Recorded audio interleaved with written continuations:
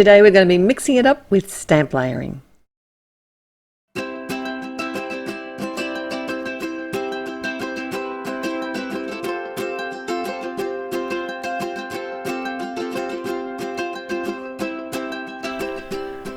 Hi, it's Therese from Lostinpaper, and I've got the Sunflower Daisies stamp set from Altenew. It's part of the new release, and I'm going to be mixing up the colours today. So this is a stamp layering set, and one of the things I like to do when I layer the stamps out is to use the guide that's on the back of the packaging. But what I'll often do is actually stamp it. You might have seen me turning the stamp around. I'm actually matching it so that it's exactly facing the same way as the guide on the packet is. It's going to make it easier for me to work out which stamps go where. I'm not going to have to sort of move the stamp image around too much to work out where it needs to be. And it doesn't matter here, because what I'm actually doing is stamping out my images on a piece of paper, because I'm going to be using the coordinating die cuts to cut them out. So it's not like I'm stamping directly on my carved front and I need my flowers to be facing a certain way. This gives me lots of leeway, and by using the MISTI, when I'm stamp layering like this, it's much easier to do multiple flowers at a time. And if I had been organised, I would have actually stamped out my little flower first. So what I like to do is push the limits a little bit with the colours, and we do have these amazing colour families in Altenew. So if you aren't as adventurous, maybe you can just try and tweak the colour families that really look like they go together. But I thought I'd kind of see how I go mixing it up with totally different colours today. So I've started with the Sunray and then done the second layer on two of my flowers with the chamomile, and now I'm coming in with the coral berry. Now it's kind of a pinky red colour, so I knew that it was going to blend in with the yellow quite well. It is a fairly unique colour flower, but some flowers do have that two-tone in their colouring, and I just love that look, and it just makes this flower look so bold.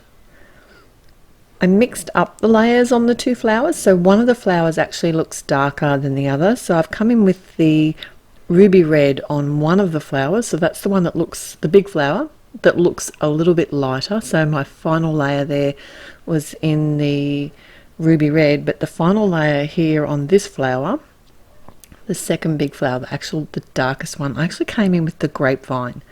So depending on which layers you choose throughout the stamp layering process, it's going to affect how dark your opposing colours are. So there's so many different colours you can mix here. I thought a green would have looked nice on the yellow as well, but purple would have been fun as well. But to just play with these stamps and play with the colours and see what you like. And if you've got a MISTI tool or a stamp positioning tool, it's easy peasy.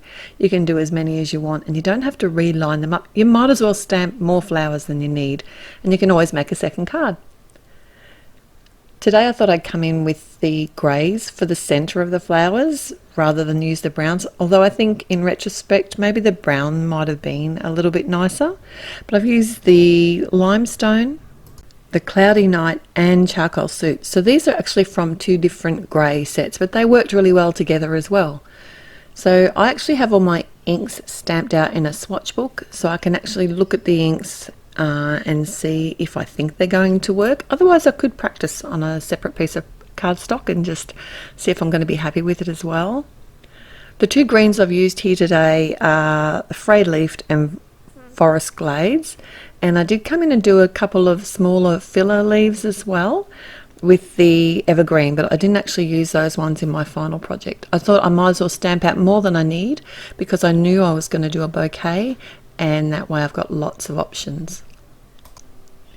And I also knew that I was going to be using the coordinating dies here to cut all these images out, and for that reason I actually stamped them a little bit apart on my pieces of cardstock, and that way I can run them through my die cutting machine all at once, and it's a great time saver.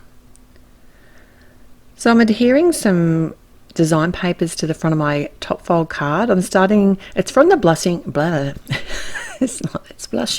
It's from the Blushing Broom. No, it's not. It's from the Blushing Blooms paper pack, and I've chosen two that coordinate really well and contrast really well with the colour flowers that I've created. So the smaller piece I've actually adhered directly to the card front, and then I've popped up the large dark panel on some fun foam. And then I've just come in with all my little die cuts and used some tape runner as well as some pop dots to create the bouquet on the front of my card. So this video is part of a hop and a release for Altenew, like I said. So if you're here in June 2019, head through the description below to my blog and you can find out how you can win. Also, to find out the links to everyone else that's on this hop, there is some incredible inspiration as always, and there's lots of fun to be had. I've added a sentiment here. It came from the Delicate Flower Bed stamp set, embossed on some navy cardstock. So if you like this video, please like it, and if you haven't already, I would love it if you'd subscribe to my channel. Your comments always make my day. Till next time, happy paper crafting. Bye.